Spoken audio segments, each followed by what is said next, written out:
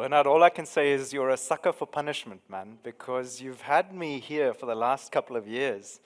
And I don't want to bore you with what I said the last few times, which was to talk to you about this incredible commitment that the gorillas have made to responsible practices, to share with you why and how we need to change the perception of the industry. So I thought I would surprise you again and do something very unusual.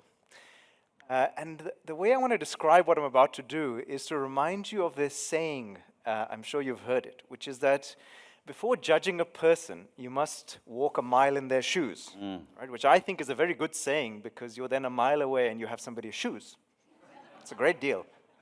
But actually, of course, what it means is to see the world through somebody else's eyes, to understand their frame and therefore their choices, right? It's to feel what they feel. Look, this is easier said than done. If you've ever fought with your spouse or a friend, you know how ego and impatience can get in the way of that sort of empathy. So today, I want you to join me in doing something even harder than that. I want you to join me in walking the mile in the shoes of someone we don't even know. And it's somebody we don't even like. And it's somebody who is an irresponsible miner. So let's walk in the shoes of an irresponsible miner. The people who we think give mining a bad name, and those who cause undue harm to the environment and to people who are bad people. Why? Because if, like me, you have a vision of a safe, just, and sustainable world, then making all mining responsible has got to be our priority. And that means tackling irresponsible mining. And to do that, at least for a moment, I think we have to replace judgment with curiosity. Curiosity for mining that falls short of good standards. Only then, I think, we have a chance of finding solutions, because we'll have a deeper understanding of the issue. So, today you'll join me, Bernard and colleagues, on a tour of 3 countries, of South Africa, of Indonesia, and of Brazil. We're going to meet some people and places that remind us of the dangers of irresponsible mining. And with that grounding, we'll also see some places where mining is ensuring that people and the planet are thriving and flourishing, because we need to understand both if we are to make responsible the norm. So the first thing I want you to do is to meet Tiger. Now, Tiger's actually not his real name, but it's what he's known by. He is a wanted man in South Africa, and he's on the run. You see, because Tiger was one of the organizers of the illegal mining operations at the Stilfontein gold mine, which is pictured here. And perhaps Tiger was involved in some other illegal operations as well. Now, many of you will know that Stilfontein ended in a grave tragedy. 78 people died, probably the most horrible deaths. They spent months underground, and they refused to surface for fear of arrest. And so it was starvation and disease that killed people. In fact, some even resorted to cannibalism. This is 2025, folks. Now, it could have been worse, were it not for the efforts of the mine rescue services. And of course, we have Mzila here from the Minerals Council, who help make mine rescue services possible, and they brought 240 people to the surface. Now, look, thankfully, the Stilfontein tragedy has ended, but as we sit here today, right now, at this very moment, there are countless illegal miners in shafts up and down the Witwatersrand Basin, and in tens, if not hundreds, of sites around the world. Many of you know that in places like this, health and safety is non-existent, toxic chemicals cause harm to people and nature, and human rights violations are rife. So why? Why, folks? Why do people like Tiger do what they do? What's the cause and what's the solutions? There are at least 3 things that I can think of. The first thing to know is that Tiger is actually a middleman. He organizes the workers who are doing the actual mining, but he reports to a boss, who reports to a bigger boss, who probably reports to a bigger boss ahead. And what we need to understand is that illegal mining is often a highly sophisticated crime syndicate. And our law enforcement agencies need to treat and address it as they would a drug cartel. The second thing to know about Tiger is he's actually not South African. He's from Lesotho, and most of the workers that he controls are from neighboring countries to South Africa. Now, these countries have traditionally been labor-sending areas to the country, and all those places have suffered massively as the South African mining industry and economy have weakened. Peru and Chile actually face similar migration dynamics. And so we need to remember that there will be no lasting solution to these challenges in South Africa or Peru or Chile unless there's regional economic development and prosperity. And let me be brutal about it. If illegal mining was my only opportunity to feed my family, then hand me the shovel. The gold that Tiger's team also produces ultimately, most likely, finds its way into the Middle East. That's the third thing to remember, because there, it's then mixed with legal and responsible gold and enters the market. And unless we find better ways to trace metal and enforce market discipline, the ability to wash this illegal gold will continue to drive irresponsible practices. And here, as we heard from David yesterday, and we have Tom Palmer here from the World Gold Council and chair of ICMM, the work of the World Gold Council on this is vital and exemplary. So look, folks, if that story of Tiger helps us understand the challenge of illegal mining, I want us to turn for a second to Indonesia, where we have operators who are legal, absolutely legal, but often haven't been responsible. So I want you to know and understand this place called Raja Ampat. Raja Ampat is situated within the Pacific Coral Triangle. It's widely recognized as the global epicenter of marine biodiversity. It has 75% of all known coral species and more than 1,700 species of reef fish. It's basically the Amazon of the seas. Folks, this area was given 5 concessions for nickel mining, 4 of which have actually just recently been revoked following a government investigation showing that 3 of those projects had violated the law and caused significant harm, such as the sedimentation on the sensitive corals that you see at the bottom of that picture. There are hundreds of nickel mining concessions on dozens of small islands in the area, many for nickel and many involving Chinese operators. Let me be clear, as Marna said, not all operators, whether they're Chinese or Western, are irresponsible, but there are enough of them to be a cause of grave concern. So let's put ourselves in the shoes of those operators for a second. Look, you can absolutely see how the market for nickel, or frankly for other commodities, gives you plenty of incentives to put profit above all else.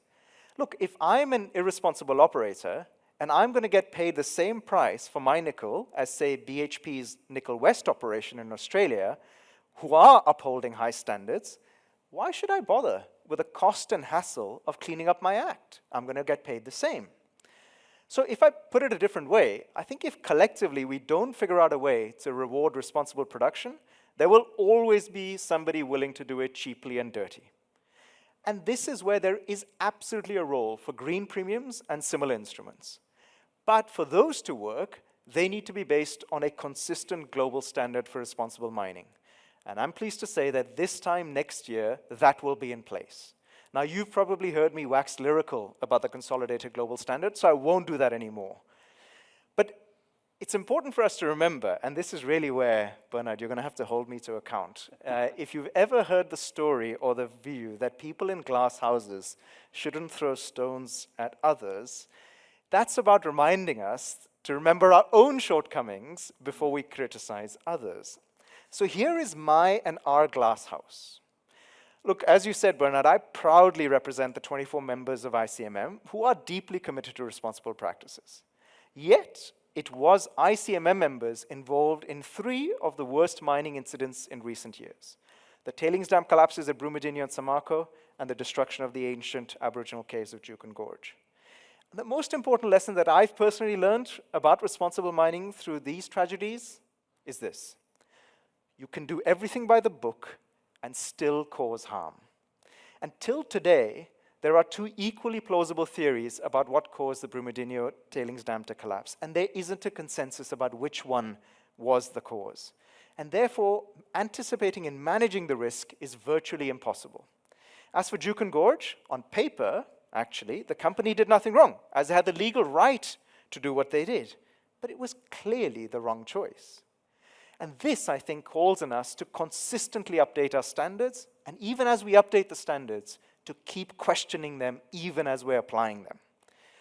So folks, I hope that walking in the shoes of these incidents has helped us see the steps that we collectively need to take to make responsible practices the norm.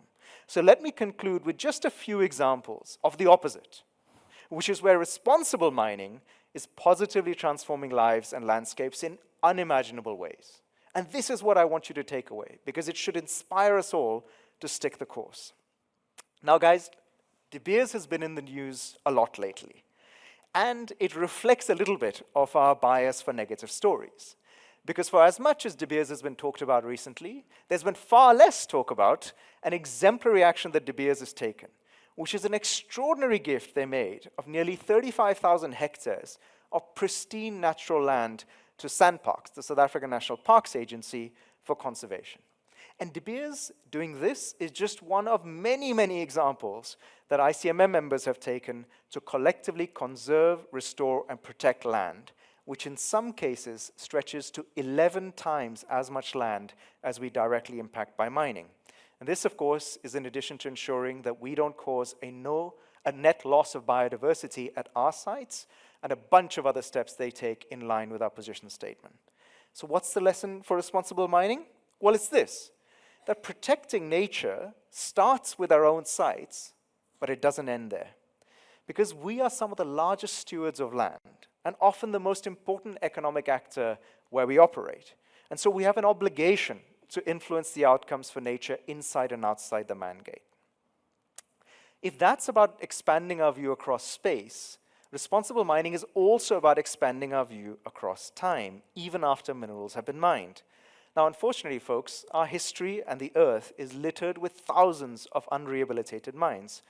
But there's one ICMM member, Orano, of many, that's showing us a different future is possible. So if I asked you whether you would be willing to go fish or hunt on a site where, until recently, uranium had been mined for 20 years, would you? And if you answered yes to that question, I can't be friends with you because you're a weirdo. I wouldn't. But yet, actually, that's exactly what's happening. This, folks, is Clough Lake in Canada, where this former uranium mine has been now fully rehabilitated and is back to unrestricted access to the public, including, yes, for fishing, hunting, and foraging. Now, the reality is that many countries, including South Africa, until recently had no laws requiring mines to be rehabilitated. So this means that that historical legacy is something that companies in the industry will collectively have to work to address. And we can't change the past, but we can chart a very different future, and that's the kind of commitment that Orano is showing. My final story is something quite personal. Look, folks, if till a few years ago you asked me, which part of the world should we absolutely not mine in? I would have said to you in an absolute heartbeat, the Amazon. The Amazon are the lungs of the earth, and they're under grave danger. So let me show you the impact of mining on the Amazon over the last 30 years.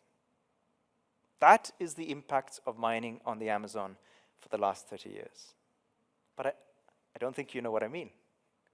Actually, what that image is showing you is how the Amazon has shrunk over that period of time, and that the only piece left standing is where the mine is.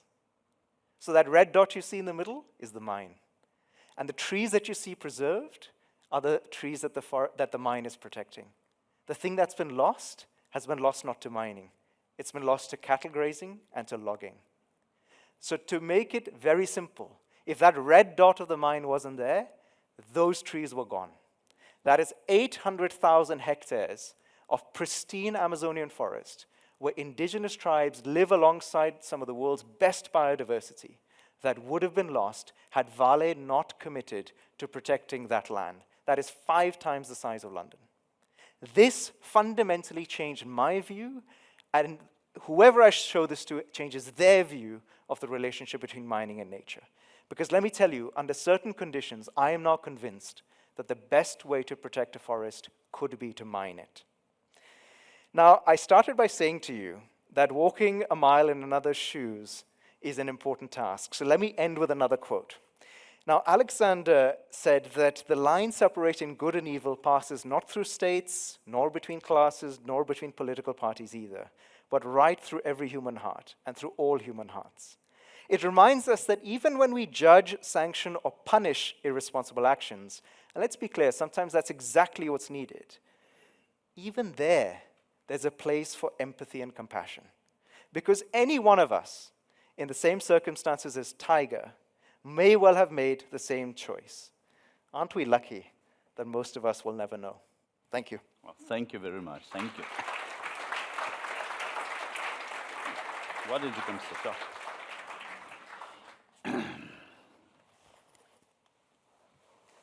Ro, that was once again fantastic.